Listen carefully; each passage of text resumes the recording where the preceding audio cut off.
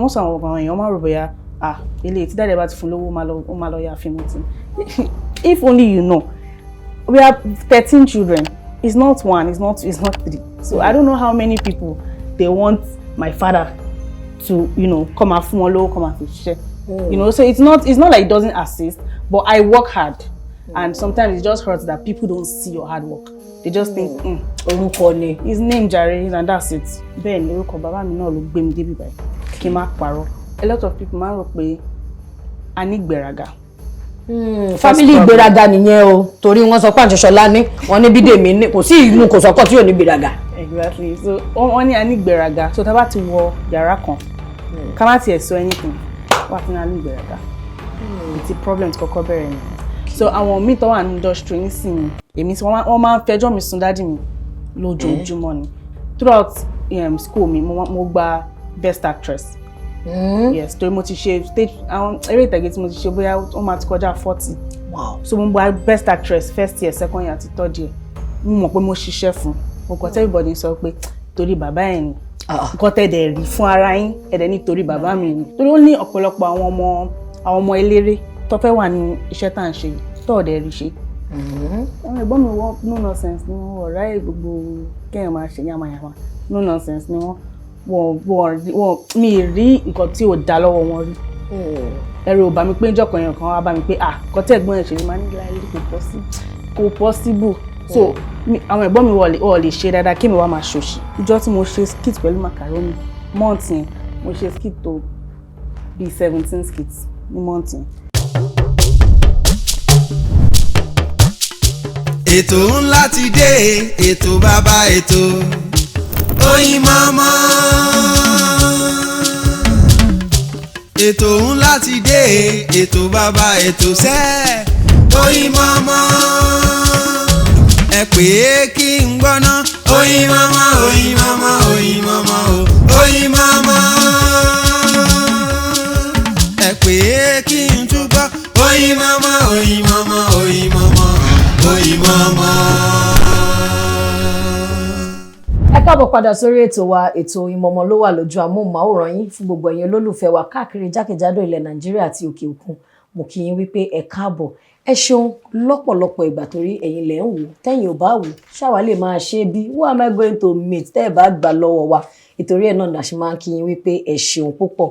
Lórí ètò wa lénìí abala ọ̀dọ̀ àwọn eléré àgbéléwò. Wọ́n wá jẹ́ ọmọ tí wọ́n bí sínú iṣẹ́ yìí. Nígbà tá bẹ̀rẹ̀ sí ní wo iṣẹ́ wọn a rí pé lóòótọ́ àwọn náà ti bẹ̀rẹ̀ ó ti ṣe díẹ̀. Àmọ́ lẹ́nu iṣẹ́ yìí sórí ọ̀fẹ́ pé wọ́n ti ẹ̀bí yín sẹ́nu iṣẹ́ yìí lẹ̀ ń jẹ ni àbí ẹ̀yin gan dáńtọ́ ẹ kú ojú òṣùwọ̀n.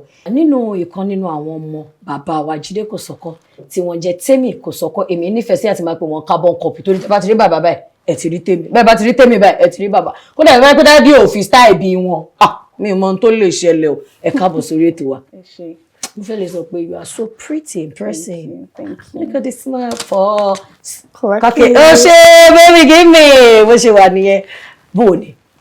Industry. Àwọn èèyàn lérò wípé ọlá bàbá ló mọ́mọ́ yàn kí lọ́mọ ní. Àwọn èèyàn kan ní rárá o. Ṣé ẹ ti rí iṣẹ́ òun gangan fún rẹ̀? Pàápàá jùlọ mo mọ̀ wípé skit lè rí lèèyàn láàyò. Tẹ̀dẹ̀ máa ń ṣe dáadáa, tẹ̀dẹ̀ ní àwọn akẹgbẹ́ tó máa ń pè yín síṣẹ́ tẹ́yìn náà dẹ̀ máa ń lọ bá wọn ṣe. Ṣé lóòótọ́ ni pé orúkọ bàbá ni ó ru ọmọ àbí iṣẹ́ ọmọ gan ó gbé orúkọ bàbá jáde? So alákọ̀ọ́kọ́ mi ò lè blame anybody. Tó bá ń rò pé orúkọ bàbá, bẹ́ẹ̀ ni orúkọ bàbá mi náà ló gbé mi débi báyìí. Kí n má parọ́. Ó fún mi ní opportunities láti meet àwọn èèyàn. Yes, but ìgbà mi wọ́n máa sọ pé opportunity means preparation. So kò matter bóyá tẹ́ bá wà prepared. Tẹ́ bá rí opportunity, tẹ́ bá wà prepared, tẹ́ bá mọ nǹkan tẹ́ fẹ́ ṣe, kò sí ẹ lè débi tẹ́ fẹ́ dé. So bẹ́ẹ̀ ni bàbá mi fún mi ní opportunity, but iṣẹ́ tèmi gan máa ń ṣe fún ara mi. Torí ó ní ọ̀pọ̀lọpọ̀ àwọn ọmọ eléré tó fẹ́ wà ní iṣẹ́ tá à ń ṣe yìí tó ọ̀dẹ̀ rí ṣe. Bẹ́ẹ̀ ni náà àwọn òbí wọn náà wọ́n lé orúkọ, wọ́n ní àwọn nǹkan tó ń ṣe, but wọ́n rí orúkọ yẹn gbé torí wọ́n fi iṣẹ́ yẹn sí. Tọ́ tábánikà wò báyìí nínú orúkọ ṣé ó nígbà kan rí tẹ́yìn gan wò pé orúkọ igan ló dé mi mọ́lẹ̀ tó bá yẹ pé mi ń ṣọmọ Jide Kosoko èmi gan àti lọ awé ṣó nígbà kan tẹ rò bẹ́ẹ̀ pé orúkọ yẹn gan trap yín? Well, yes. So sometimes a lot of people máa ń rò pé a ní ìgbéraga. Family ìgbéraga nìyẹn o torí wọ́n sọ pé Àǹtíṣọlá ní wọ́n ní Bídèmí ní kò sí ìlú Kòsọ́kọ́ tí ò ní ìgbéraga. Exactly. So wọ́n ní a ní ìgbéraga. So tá bá ti wọ yàrá kan ká má tiẹ̀ sọ anything wà tí a ní ìgbéraga. Bí ti problems kọ́kọ́ bẹ̀rẹ̀ nìyẹn. So àwọn míì tó wà ní industry nísìnyí èmi wọ́n máa ń fẹjọ́ mi sùn dádì mi lójoojúmọ́ ni pé Temi ò kí ń kí wa Temi ò kí ń ṣe lè Temi ò dẹ̀ kí ń ṣe gbá and kì í ṣe pé mi fẹ́ kí anybody but ìgbà mi kò máa wà láyé mi torí ìgbà mi ti bá lọ kí anybody wọ́n wá tún ní ta lẹ́yìn o máa tún máa ṣàlàyé ara mi so ìgbà mi máa kọ́ dúró ní tèmi ni pé kí n má lọ fa wàhálà so yes a lot of times ìgbà tí mo wà ní school gan sef ìgbà tí mo wà ní Unilag throughout school mi mo gba best actress. Yes, torí mo ti ṣe stage àwọn eré ìtàgé tí mo ti ṣe bóyá ó máa ti kọjá 40. Wow. So mo gba best actress first year, second year àti third year. Mo mọ̀ pé mo ṣiṣẹ́ fún. Mo kàn tell everybody sọ pé torí bàbá ẹ̀ ni. Nǹkan tẹ́ dẹ̀ rí fún ara yín, ẹ̀ dẹ̀ ní torí bàbá mi ni. So ìgbà mi ló máa ń hinder àwọn èèyàn. So tá bá ní ká wò gẹ́gẹ́ bẹ́ ṣe sọ pé ẹ ti ṣe ẹ gba best actress nígbà tẹ́ wà nílé ìwé. Ṣé wàá nígbà kan rí tẹ́ wò pé iṣẹ́ yìí tán dẹ̀ pè mí fún yìí o èmi gan mọ̀ pé lóòótọ́ kò yẹ kó jẹ́ mi ló máa gbà àmọ́ bóyá wọn ló ti bàbá mọ́ mi lára ṣó máa ń ṣẹlẹ̀. Rárá kò ṣẹlẹ̀ rí fẹ́mi o kò ṣẹlẹ̀ rí torí mo máa ń ṣiṣẹ́ fún nǹkan tí mo bá fẹ́ ni gbogbo àwọn stage play tí mo ṣe yẹn gbogbo audition tó bá ní ká wá ni mo máa ń lọ ìgbà míì gan àwọn judges wọ̀ ní mọ̀ mi rí wọ̀ ní mọ orúkọ mi wá dẹ̀ mú mi bá dẹ̀ lọ ṣiṣẹ́ tí mo fẹ́ ṣe ìgbà tí mo wà ní school gan sẹ̀ ìgbà tí mo wà ní 200 level àwọn èèyàn ṣẹ̀ṣẹ̀ mọ̀ sọ́ni mi and dájú mi lọ́dẹ̀ fà. Kí ló fi fa òjàre baby? Mo ṣe okay 100 level ni but wọ́n ọmọ ìgbà tí mo bá ṣe induction torí tẹ́ bá study theatre art ẹ máa ṣe induction mi ò dẹ̀ pè wọ́n wá. Ẹ pé dájú mi pè wọ́n wá torí mi fẹ́ káwọn èèyàn mọ dájú mi bó ṣe ń wọlé báyìí tó wind down wọ́n bọ́lẹ̀ wọ́n sí ní ná owó mo ní àtẹ̀mú bá mi wọ́n ti kó bá mi everybody bá bẹ̀rẹ̀ sí ní bá mi àwọn lecturer mo sọ mo kò sọ́kọ́ ní ọmọ kò sọ́kọ́ àbúrò Bídèmí mo pé Bídèmí lábúrò àbúrò pọ̀ gan kì í ṣe mẹ́ta kì í ṣe mẹ́rin. Àmọ́ ọ̀rọ̀ yẹn dùn yẹn jọ yìí ṣe sọ fún dáàdì pé nǹkan tán ṣe yẹn. Ó dùn mí wọ́n ní ó yẹ kó wá so that àwọn lecturer gan wọ́n máa mọ̀ pé eléyìí kì í ṣe ọmọ tó máa ń mess pẹ̀lú mo ní kò ní etí kó bá mi ń sìn. Etí kó bá mi. Kí lẹ́yìn fi fíìpà àkóbá ni. Àkóbá ni.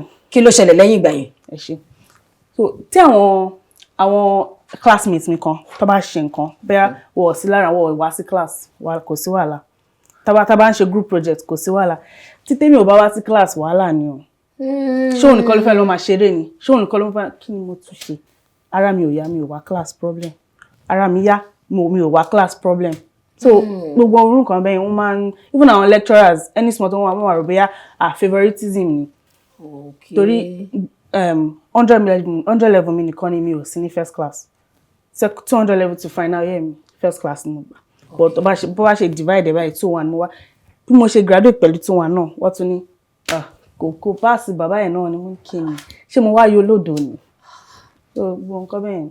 Tó ẹ wá jẹ́ ká wò ẹ̀yin mú apá skit ju mainstream acting lọ ṣé ó nídìí àbí ẹ̀kọ́ báwọn yẹn ṣe lóòótọ́ dà pé àwọn èèyàn sọ pé Gen Z nìyí àdàmú báwọn Gen Z pé ọ̀tọ̀ lórìn they didn't want to be pack with the pack ṣé torí pé ẹ feel pé my friends àwọn ọ̀rẹ́ mi skit là ń ṣe àwọn ò ṣe full time nobody go sit down 1 hour àbí ẹ kọ̀ wò pé ó torí orúkọ dáàdì everything wọn máa attribute ẹ̀sọ́ orúkọ dáàdì jẹ́ fi mainstream acting lẹ̀ fún wọn. So lálákọ̀ọ́kọ́ mi ò kí n tiẹ̀ kí n ṣe skit mọ́ kí n ṣe pé mi ò lè ṣe o but mi ò ṣe skit mọ́ now nǹkan tó ṣẹlẹ̀ ni pé in 2021 Mr. Macaroni text mi lórí Instagram pé kí n wá bá wọn ṣe skit mo wá ní ìjọ ìgò rẹ̀ kí n travel lọ sí Abuja mo wá ní eléyìí tí wọ́n lè fún mi ní ojú kó fún mi ní kí àwọn yóò bẹ̀rẹ̀ sí ní mọ̀ mi mo wá ní mi ò lọ sí Abuja mọ́ mo cancel flight mi mo dẹ̀ lọ bá wọn ìjọ tí mo ṣe skit pẹ̀lú Macaroni month yẹn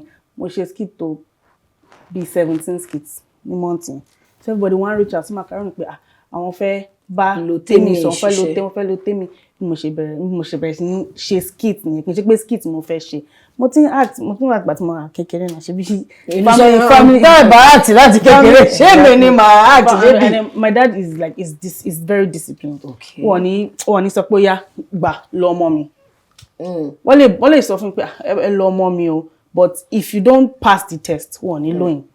So it's not a thing of wàá lọ ọmọ mi tipátipá ọmọ mi lélẹ́yìí òun act tó bá mi máa wo tó bá lè pèsè iṣẹ́ kò pèsè iṣẹ́. Ṣé wá ní nǹkan kan tí ẹ ti gbọ́ nípa ara yín rí gẹ́gẹ́ bí ọmọ Jide Kosoko tó bà yín nínú jẹ́ pé kò dẹ̀ rí bẹ́ẹ̀ náà ẹ̀ẹ́dẹ̀ tí ẹ béèrè lọ́wọ́ olójú kẹ́ ẹ tó gbà? So first of all èmi àti àwọn ẹ̀gbọ́n mi àfi bẹ́ẹ̀ kò lè bà wá ní jẹ́ ẹja nǹkan kan sọ yẹn náà but wọ́n máa ń sọ pé mo ti sọ lẹ́ǹkan pé I'm proud. Àwọn míì gan wá tún rò pé gbogbo iṣẹ́ tèmi ń ṣe torí mo ti shoot I had nothing less than 15 short films on my YouTube channel and one feature-length film on my YouTube channel. So most of àwọn èèyàn máa rò bóyá ilé tí dáadé bá ti fún lówó ó máa lọ ya fíìmù tí. If only you know, we have 13 children. It's not one, it's not two, it's not three. So I don't know how many people they want my father to, come and fún wọn lówó, come and fi ṣiṣẹ́. So it's not like it doesn't assist, but I work hard. I work with a lot of producers. Mo bá àwọn producer tó pọ̀ ṣiṣẹ́. Mo make owó mi díẹ̀. So it can be even people like Davido, for example. Now, àwọn èèyàn tí wọ́n pé iṣẹ́ wo ni Davido fi sínú. Àwọn wọ́n máa gbà pé tí wọ́n bá ní owó yọ mí pé wàá wà successful. Àwọn míì ní owó wọ́n dẹ̀ mọ̀ nǹkan tó fẹ́ fowó ṣe. So kì í ṣe pé dáàdi wọn àbẹ̀ ẹ̀yà everybody máa ìgbà tí mo bẹ̀rẹ̀ sí ní followers lórí TikTok ìgbà lockdown ni àwọn èèyàn gan tẹ̀ mọ́ èmi àti dáàdi mọ́ wà papọ̀. Mo ti ní tó over 100,000 followers lórí TikTok kí n tó bẹ̀rẹ̀ sí ní ṣe content pẹ̀lú dáàdi mi. Okay, dáàdi. So I also worked hard for the things that I got. And sometimes it just hurts that people don't see your hard work. They just think, orúkọ ni. His name Jare, and that's it. Èmi wá lérò wípé ó yẹ kẹ́ máa tún dúpẹ́ pé orúkọ wà. Torí Yorùbá ló sọ wípé orúkọ rere ó sàn ju wúrà àti fàdákà lọ. Nígbà yẹn nìyẹn. Nísìn orúkọ rere ló ń bí wúrà àti fàdákà. Torí mo mọ̀ wípé lẹ́nu iṣẹ́ tá ń ṣe yìí, wọ́n máa ń sábà ń tẹ́ńbẹ́lú iṣẹ́ obìnrin. Wọ́n ní ọkùnrin ló gbára lé wọn kì í fẹ́ rí iṣẹ́ táwọn obìnrin gan ń ṣe pé what a man can do. A woman can do better, including maybe arm robbery sometimes. Ṣé mọ̀, obìnrin máa ṣe máa fakitiyan ṣe. Mi sọ pé mo kàn tẹ̀ àpèjúwe ni baby. Pé obìnrin máa fi ara ṣiṣẹ́. Àmọ́ àwọn èèyàn ò ní rí. Ó máa di pé adìẹ ńláàgùn ìyẹn ni o mọ̀. So nígbà míì kéèyàn tún dúpẹ́ pé èèyàn rorúkọ gbára lé o. Àwọn kan wórúkọ èyí tán rí o. Ẹ wá jẹ́ kí n béèrè lọ́wọ́ yín, ṣé iṣẹ́ mi wà tẹ́ ẹ̀ ṣe yàtọ̀ sí iṣẹ́ acting? Torí nísìnyí tẹ́lẹ̀ níbi 15 short films. Daddy dẹ̀ support níwọ̀n bá tiwọn bó tilẹ̀ jẹ́ pé ẹ̀yin mẹ́tàlá lẹ dìrọ̀ mọ́ bàbá. Báwo lẹ̀yin ṣe wá ń rówó? So mo ní YouTube channel mi Temi Kosoko TV. Okay. So aside acting, I'm also a creative producer. Okay. Man produce fún ara mi, but the man produce fún àwọn èèyàn. So bí executive producer sin, ẹ lè fún mi lówó kí n bá yín produce iṣẹ́, màá dẹ̀ bá yín produce ẹ máa fi sórí YouTube channel yín. Okay. Àwọn ibi tó yẹn ti ń jáde ni. Mo dẹ̀ máa act as middleman sí àwọn. So I also work in the music industry. Okay. So middleman fún àwọn artists àti àwọn influencers. Okay. Táwọn artists bá fẹ́ ṣe advert fún orin wọn, mi máa kó gbogbo máa fún mi lówó, màá dẹ̀ bá wọn pé gbogbo influencers kọ́ ṣe challenge. Ó darí jọ síbẹ̀. Owó máa wà lọ́wọ́ bébí o. YouTube page wà monetized. Tẹ́ bá ti rí Temi ẹ bíìlì. Ẹ fi bàbá lẹ̀ ẹ má bíìlì dáàdì mọ́ mi láìkẹ́. Temi nìkẹ́ máa bíìlì ń sìn. Àmọ́ nínú industry ṣé ó nígbà kan rí tẹ́ wò wípé no àwọn kan tí ẹ mọ̀ tá bá dàgbà ó yẹ ká ti yí padà níwọ̀nba díẹ̀ to the standard of what it is today. Ṣó láwọn kankan tẹ́ ti ṣe àkíyèsí ẹ̀ pé ó yẹ kí kíni ti change ní Nollywood. Bẹ́ẹ̀ ni but tá bá tún wò dáadáa kọ́ tá à ń ṣe ń sìn à ṣe ní 2000 à ṣe ní 2001 àti 2002 so ó yẹ kí àwọn èèyàn kọ́ máa appreciate irú iṣẹ́ tí àwọn filmmakers máa ń ṣe torí kò easy tẹ́bá rò bóyá ó easy kí gbogbo wọn kọ́ kúkú mọ́ nínú báńkì wọn kọ́ dẹ̀ lọ shoot kò easy nǹkan tó máa ń jẹ́ kí tó máa ń mú eré jáde ó pọ̀ actors o crew members kó mo bá wá lè bàṣẹ yín jẹ́. Àmọ́ àwọn èèyàn wá náà ní crew bí pé wọ́n wá ṣẹrú ni wọ́n ń tọ́jú wọn gan gbà mí. Èmi ò wá mọ̀ nípa yẹn o mo máa ń sọ every time pé àwọn crew gan wọ́n máa ń ṣiṣẹ́ ju àwọn actors lọ. Ó kàn jẹ́ pé àwọn actors ní orúkọ tẹ́ fẹ́ fi ta fíìmù ọdẹ ní ojú tẹ́ fẹ́ fi ta fíìmù. So bí mo ṣe ń sọ lọ as at 2001 2012 gan àṣẹ irúṣẹ́ tá à ń ṣe yìí a ti introduce àwọn VFX àwọn very strong things tí a ṣe years ago a ti introduce ẹ̀yìn sin so bẹ́ẹ̀ ni àìtí débi ta fẹ́ lọ but síbi tá ti wà tẹ́lẹ̀. So káwọn èèyàn máa try kó máa appreciate àwọn iṣẹ́ táwọn filmmakers ń ṣe kò easy. Temi Kosoko 2026 wọ́n ní àti ìdébi tí a fẹ́ lọ àmọ́ àti kúrò níbi tá a wà tẹ́lẹ̀. Temi ọmọ Kosoko lágbà lálejò lẹ́ni ọdún ni kò ṣàìmọ̀ fún lókè stop gbogbo ilẹ̀ mu. Ó dà tẹ́ ẹ bá mọ̀ pọ̀ ọmọ Kosoko ni mo láyọ̀ láti sọ fún yín pé Kosoko ló bí ìyẹn wá tún kọ́. Ó dà ẹ wá jẹ́ kí n béèrè lọ́wọ́ yín nínú industry nígbà míì èèyàn máa rí pé mo fẹ́ rìn báyìí ọ̀nà báyìí ló gbà, this is what I have thought about but this is actually what I'm doing. Tó bá yẹ pé tiẹ̀ wá ṣiṣẹ́ yìí rárá iṣẹ́ wo lẹ bá máa ṣe gẹ́gẹ́ bí ọmọ tí wọ́n bí àbí gẹ́gẹ́ bí ẹni tí wọ́n bí sínú eré àgbéléwò. So mo ní restaurant kan tẹ́lẹ̀. Ẹ̀yin náà tún ṣàlàsì you are cooking you are a cookery. Okay. So níbi St. Finbar's níbi Unila again. But ìgbà tá ṣẹ̀ṣẹ̀ set wo ibẹ̀ yẹn tán ni àwọn government sọ pé àwọn fẹ́ extend road yẹn. So lọ́ba ó ṣáà fọ gbogbo ẹ̀ mọ́lẹ̀ wọ́n wò. So lẹ́yìn ìgbà yẹn mi tí padà wá bó wọ́n ṣe ń padà iṣẹ́ oúnjẹ náà ni màá ṣe iṣẹ́ oúnjẹ ni mọ́mì mi máa ń ṣe kó tó kú. So iṣẹ́ oúnjẹ náà ni màá ṣe. Lè máa ṣe ó dà. Nígbà tí wọ́n ṣe Big Brother manage ìkan nínú àwọn housemate ẹ ti ń smile yes ẹ ti gbọ́ too many times àbí wọ́n lè manage Jason Jae ẹ dẹ̀ publicly campaign fún pé òun ni mo gbé sórí òun ni mo fẹ́ kó win. Àwọn wá wò pé á jẹ́ pé nínú owó yẹn Temi ní percentage ọkọ tilẹ̀ jẹ́ wípé pari pasu ni Temi àti Jason pé wọléwọ̀de wọn ju I campaign for you or I manage your page in fact Temi lè jẹ́ ìwọ olólùfẹ́ mi yóò jọ̀wọ́ dákun yé máa kọ̀ mí sílẹ̀. So this is what happened. Okay, ṣàlàyé fún wa. So Jason is my best friend. He's been my friend for about 15 years. Láti kékeré nìyẹn o. Yes, it's been so long. So it wasn't so but also person sọ pé mo ń fẹ́ Jason. I didn't see a need to debunk it as long as it was giving us the engagement that we wanted at that moment.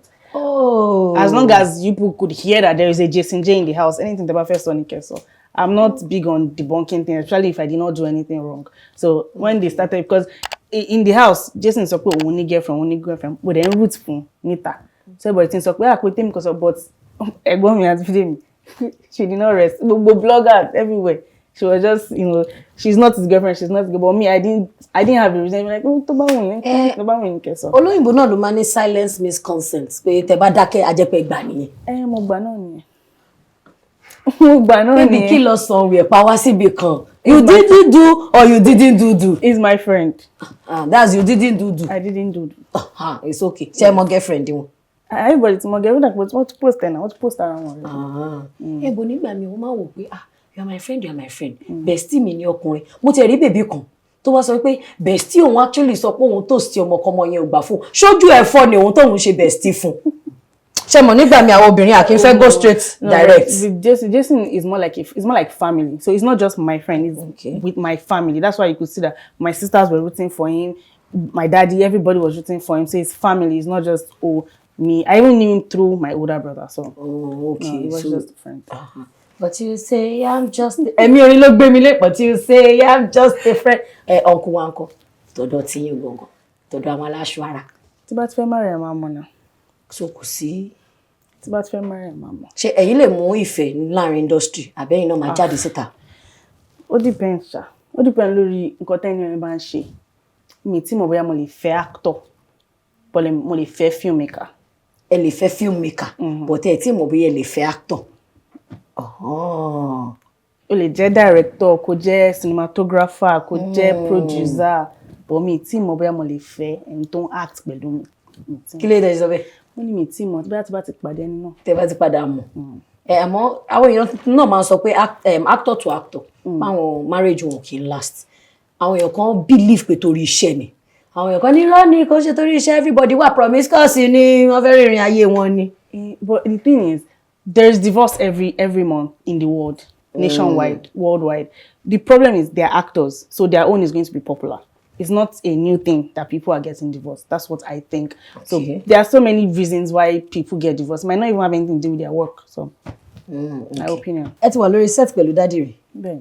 ṣó nígbà kan gẹ́gẹ́ bí ọmọdé tiyín tẹ̀dẹ̀ mọ̀ wípé iṣẹ́ yìí náà à ń ṣe ṣó nígbà kan tẹ̀yìn àti dáàdì ti ní disagreement rí pé no dáàdì kò yẹ kẹ́ ṣe báyìí ẹ bá dẹ̀ gbìyànjú àti ṣe báyìí bóyá ó máa ní better result báyìí tí dáàdì máa ní rárá ó bá mi lẹ́nu iṣẹ́ yìí ẹ mà wọn dáàdì wa o mama ó bá mi níbí ni jẹ́ òun náà bí ẹnu ọjọ́ òun ló dé náà tẹ̀yìn dẹ̀ máa wò pé no dáàdì this is no longer the standard báyìí la dẹ̀ ṣe tún ṣe ń sìn ṣó irú ẹ̀ ṣẹlẹ̀ ẹ gist wa. ó máa ń ṣẹlẹ̀ gan pé bàbá mi a máa ń pè wọ́n ní bàbá ọgbọ́n. Bàbá ọgbọ́n. Bàbá ọgbọ́n la máa ń pè wọ́n. Ọgbọ́n ti pọ̀ jù. Àwọn nǹkan ṣe sọ̀díkì ni. Ọgbọ́n ti pọ̀ jù. So of course there are several times ó ti rí pé kí lẹ̀ ń ṣe gan ẹ̀yin tẹ́ ṣẹ̀ṣẹ̀ dé. But bó ṣe ń ṣe leléyìí but every single time we explain to him that this is not how this thing is done. Àti change levels to change Gen Z ti wọ̀gbọ̀ everywhere to change. Once in a while wọ́n máa ń listen ìgbà mi ò kì í listen but yes. Agility pọ̀. Ọmọ Èkó ni wọ́n jọ dáàdì mi so mọ́mọ́. Wọ́n pamú jìkìjìkì. Ọ̀kan ṣoṣo àjànàkú tí mi gbó kìjì. Ẹ jẹ́ mi ṣé nígbà tẹ wà kékeré tẹ́ pé tí dáàdì bá dé everybody máa bẹ́ wọlé ni. Kì í bẹ́ wọlé wọ́n máa ń ra nǹkan bọ̀ wọ́n máa ń ra sweet cake. Ìyá káàbọ̀ ọmọ kúlé. Kì í bẹ́ wọlé dájú wọ́ọ̀lé tó bóyá àwọn ẹ̀gbọ́n mi ṣá o àwọn á sìn àmọ́ pé akéré sí wọn so ẹnu pé Gen Z ẹnu wa ó sharp gan. Àwọn ẹ̀gbọ́n mi ìgbà tó kéré bóyá wọ́n máa ń sá wọnú ilé mi ò mọ̀ ó tó bá ti jà tiwa o àwa máa ń sá lọ síta ní lọ gba biscuit. Ẹ̀yin máa ń fàyà you catch them ni daddy what did you bring and come. Exactly. Nǹkan táwọn ẹ̀gbọ́n yín kò lè béèrè wọ́n á máa fi style ti ẹ̀yìn. Exactly.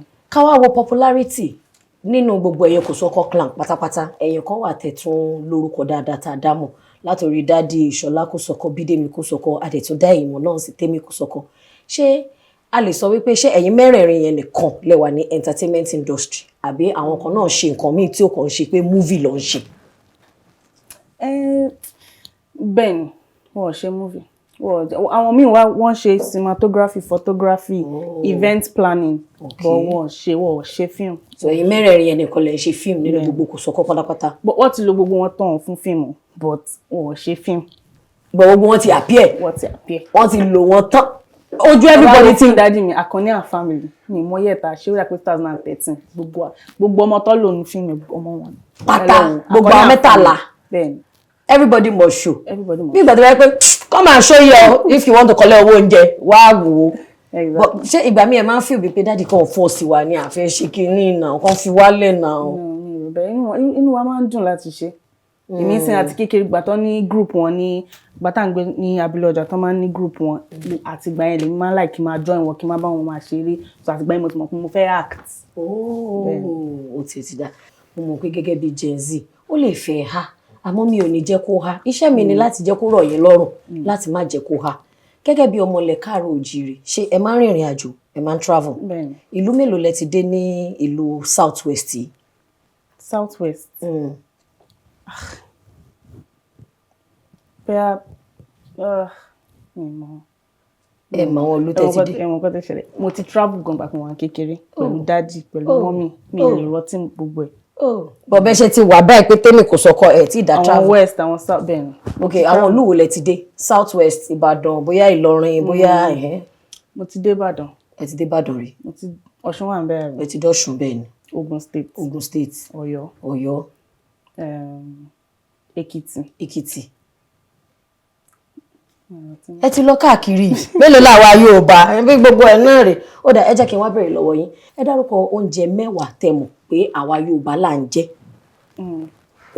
Aláṣẹ nìyẹn torí ẹ rí pé mo sọ pé iṣẹ́ mi ni láti jẹ́ kó rọrùn fẹ́yìn. Àmàlà àtewédú. Àmàlà àtewédú ṣe ní. Iyán ṣe kejì. Fùfú. Ẹ lè dárúkọ ọbẹ̀ náà mọ́ o ẹ̀fọ́ rírò. Ọ̀gbọ̀nọ̀. Ó ṣe 5. 10 ni mo sọ bíbí 5/10 lẹ́wà ẹ gbọ́dọ̀ gbé lọlé lọ bá dádì. Ọbẹ̀ ẹja ṣé ìbọn. Ọbẹ̀ ẹja mi ọbẹ̀ ẹja ìmọ̀ọ́yò àwọn Èkó ń jẹ́ mọ̀ọ́yò ó dà ó ṣe 6 6/10. mo ti pass. ẹ̀dẹ̀ ṣe 2 first class. 60/100 bí nìyẹn náà. bí ṣé bí wàá dá nínú máàkì ẹ gbìyànjú méjì sí gẹ́gẹ́ bí aláṣẹ. Nínú gbogbo ọbẹ̀ tẹ́ dárúkọ ẹ̀fọ́ ẹ̀gúsí ọ̀gbọ̀nọ̀. Kí mi tẹ́ dárúkọ ẹ̀gúsí ẹ ṣe ẹ̀gúsí. Èmi mo tún help ṣe pé mo jẹ́ kí iṣẹ́ yín rọrùn dẹ̀ ẹ̀gúsí ó di 7 fún ìdí èyí ẹ máa fún wa ní mẹ́wàá pé ọ̀fadà àti sọ́ọ̀sì ọ̀fadà fún okùn méjì. Wàláì kò sí nǹkan lórí wọn. Ẹ jẹ́ fún yín mọ́ínmọ́ín. Òótọ́ ni mọ́ínmọ́ín. Ẹ jẹ́ fún yín lékuru. Àkàrà. Ṣé mèkúrú ṣe? Bẹ́ẹ̀ ni mo máa ń ṣe. Ẹ mèkúrú ṣe kí ló fi ṣèkúrú? Ẹ̀wà ni. Ẹ̀wà báwo lọ ṣe máa ṣe? A máa tábà bẹ́ẹ̀ pé a fẹ́ ṣe mọ́ínmọ́ín bọ́ à ní fi nǹkan kan sí.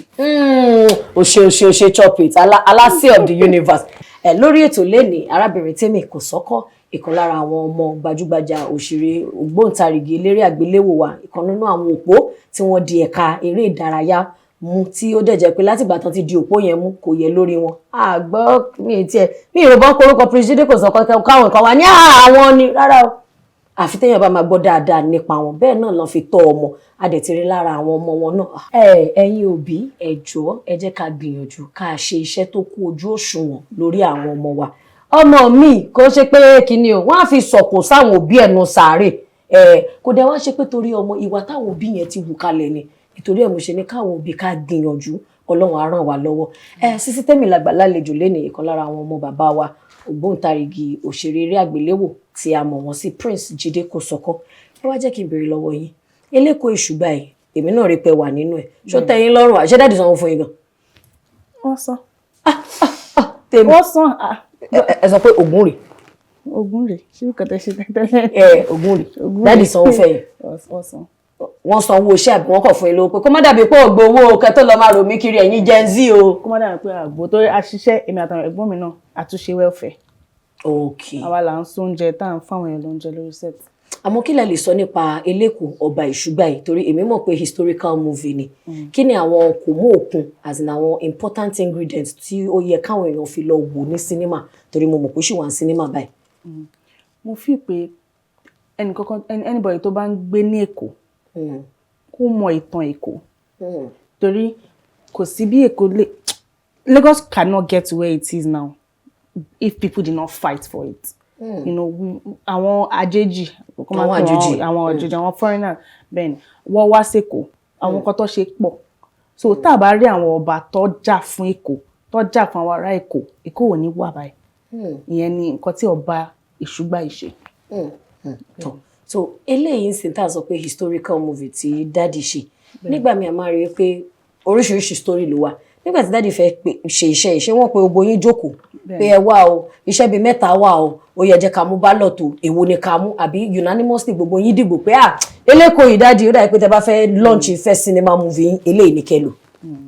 wọ́n pè wá actually wọ́n pè wá options dẹ̀ wà mi ò ní sọ options ẹ̀ torí wọ́n ṣì ń bọ̀. Okay. Options wà but a kò rò pé okay bá ṣe fẹ́ hit cinema yìí ẹ jẹ́ àkọ́kọ́ bẹ̀rẹ̀ láti ibi tó máa tètè yé àwọn èèyàn. Tó máa tètè yé wọn. Bẹ́ẹ̀ni torí tá bá kọ̀ gbé story ńlá kan wá everybody ó lè wà confused so nǹkan tó jẹ́ ká mú ilé kan nìyẹn.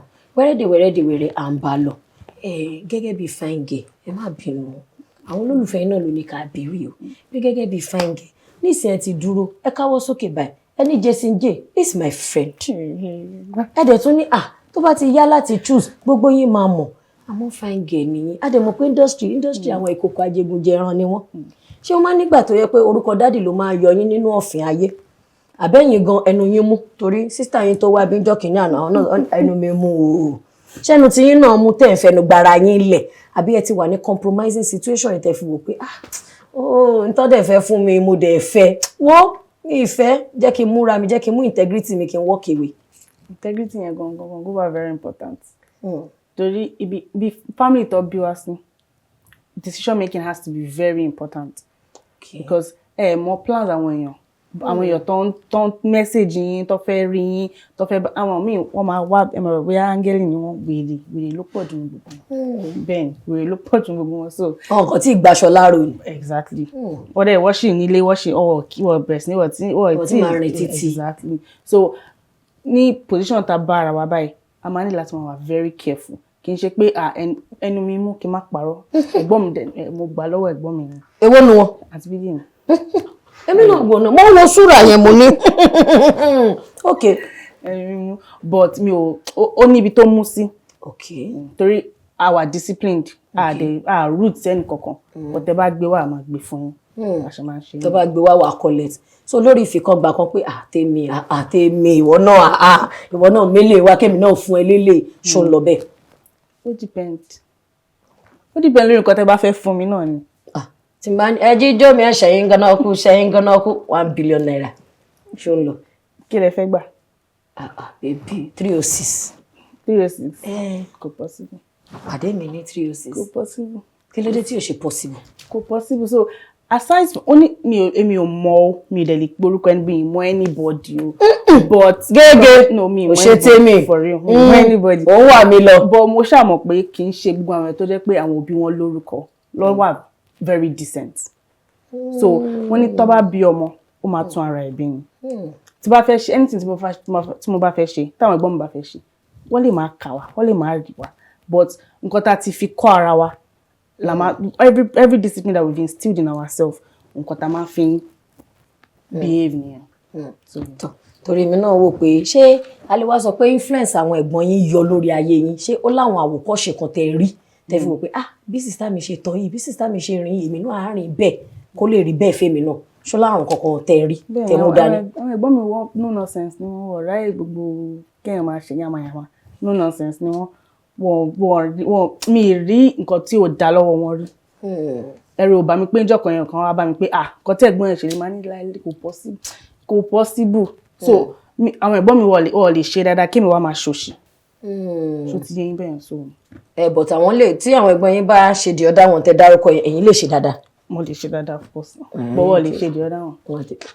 ọmọ ìjà ó dà àti lọ náà dàdé is over mo fẹ́ fi àsìkò ìdúpẹ́ lọ́wọ́ yín pé nínú àìráyè yín ẹ wáyé láti wá dá àwọn olólùfẹ́ yín lóhùn mo mọ̀ wípé àwọn èèyàn kan lórí ètò yìí náà láti máa sọ pé à ń sọ pé ó jọ bàbá náà ti ojútojú ti stature ó jọ bàbá náà ẹ filẹ̀ bẹ́ẹ̀ wọn ní àwọn ò tí rẹ́dí àti yàn pé táwọn bá rẹ́dí àti yàn ẹ máa mọ̀ ó dà ṣé ọ̀rọ̀ ìmọ̀ràn wà fún àwọn ọmọ kan tí wọ́n fẹ́ wọnú industry tí wọn ò ní footing pé kò sórúkọ òbí kò sórúkọ bàbá kò sórúkọ ìyá tán lè gbára lé pé báwo ni kán ṣe rìn irú ìwà wo ló yẹ kán mú dání wá irú àwọn kan wo ló yẹ kán ti ní dání kan tó di pé wọ́n á lè tẹ̀síwájú nínú iṣẹ́ yìí gẹ́gẹ́ bí èròǹgbà tiyín in your own understanding. ẹ fẹ́ sọ eléyìí lóyìnbó so that wọ́n máa flow dáadáa. Okay. So I understand that a lot of people might think eléyìí ó ti lórúkọ she should not be advising me she does not know what it feels like to hustle. I know what it feels like to hustle but let's leave that one side. As a person, consistency is the most important thing. Now I understand that a lot of markets are saturated. Àwọn tó ń ṣe film ti pọ̀ jù. Àwọn tó ń ṣe director ti pọ̀ jù. I understand. But if you tell yourself that this is what you want to do, this is exactly your aim, focus on it and be consistent with it. Because consistency is the only thing that will take you there. Now, as for doing bad things or doing good things, I would never advise you to do anything bad. But remember that you should always do the thing that you know that your conscience can take. If your conscience can take it, no wahala. Yẹn pé tí ẹ̀rí ọkàn ẹ tó bá ti gbé fàkátì Jésù agbára wa. Tó nínú eléyìí tẹ́ ti sọ yìí náà mo lérò pé àwọn ọmọ wa náà ti mú gbọ́. Everybody ló ní hustle kò lè jura wọn lọ but hustle dey Davido ṣì ń hustle. Tó bá fẹ́ jókòó sí ilé ó lè sùn sápá dádì ẹ̀ pé. We're not the first billionaire song to be singing now, but we can't hear the other ones. We can't hear their songs. Because ó tẹpá mọ́ṣẹ́ ó fàkìtìyàn sí consistency. Wọ́n ní lọ́dọ̀ láti ọ̀dọ̀ aláṣẹ àtolùdarí iléeṣẹ́ K Media Concept tí wọ́n ṣe agbátẹrù àti onígbọ̀wọ́ ètò Oyinmomo wọ́n lè ọmọ star wa ẹ wá fẹ́ fún lẹ́bùn kékeré mo bá ní àwọn ní Temi ò dẹ̀ lé tó bẹ́ẹ̀ o mo ní ẹ jẹ́ ká gbé fún náà ìfẹ́ tó fi wá náà ló fi máa bá wa gbà ṣé mo sọ dáadáa ẹ ṣeun God bless you wọ́n ní kẹ́ fìfẹ́ bá wa gbà á o pé ó kéré o. ẹ ṣe àkókèrè o ẹ ṣe o ẹ ṣe gidi gan ni. ẹ jọ̀ọ́ ẹ̀yin òbí àwa òbí ni mo fẹ́ bẹ̀ ní ẹ̀bẹ̀ yìí mo rawọ́ ẹ̀bẹ̀ ni ṣé mo pé Yorùbá máa ń sọ wípé bíná bá kú àfẹrú bojú wọ́n ní bọ́gẹ̀dẹ̀ kú àfọmọ ẹ̀rọ kù báládì ò sí nílé wọ́n ní ọmọ náà ní wọlé dé èèyàn kí wá láǹfààní ọmọ tá a bí tá a gbìyànjú àti tọ́ torí lẹ́nu mọ́jọ́ mẹ́ta ìlú òtọ́ wọ́n máa dá para wa ní ilé sọ pé para burúkú ní ìgboro wọn ní káwọn ọmọ kan kọ́ àwọn òbí wọn apara burúkú ni o ní children train your parents nígbà tó yẹ kó dá ipá wa parents gan àmọ́ tún mọ iṣẹ́ tí a gbà fúnra wa torí ẹ̀yin lẹ gbà fúnra yín o Ọlọ́run kò jẹ́ pé yín ń fò káàkiri tẹ wá ṣe báyìí kò ṣe Fádèyí olóró fúnra yín lẹ lọ ṣe hush hash 2 people in the doing could do What are you expecting? You are not expecting blender. You are not expecting plasma. Ọmọ ló máa jáde ńbẹ̀. Ẹ gbìyànjú bí kan tí ẹ bá yá ò lọ tó bá ní ó dá o ìyá lọ mọ́ wù. Ìwọ ìyá torí Ọlọ́run gbìyànjú láti rí pé o ṣe ojúṣe, láti rí pé o tọ́ ọmọ ẹ kó lè fún ẹ ìsinmi ni o Bíbélì náà ti sọ. Àwọn ọmọ kan ló gbà wọ́n bí wọ́n dé kirikiri. Wọn ọmọ náà bẹ̀. Àmọ́ torí ọmọ tán bí ni. Àwọn ọmọ kan ló gbà wọ́n òbí wọn dé police station. Ẹ kò ń ṣàwọn náà àmọ́ kọ́ ọmọ ẹ kó lè fún ẹ nísinmi lágbára Ọlọ́run gbogbo àwọn ọmọ wa ló máa yọjú. Ire àti ìdùnnú ni mo fi yín sílẹ̀ lọ́wọ́ ẹ̀ ibẹ̀ náà ni màá ti bá yín. Orúkọ tèmi ò yípadà Olúwadámilọ́lá ọmọ Bánirẹ́ ó dìgbà.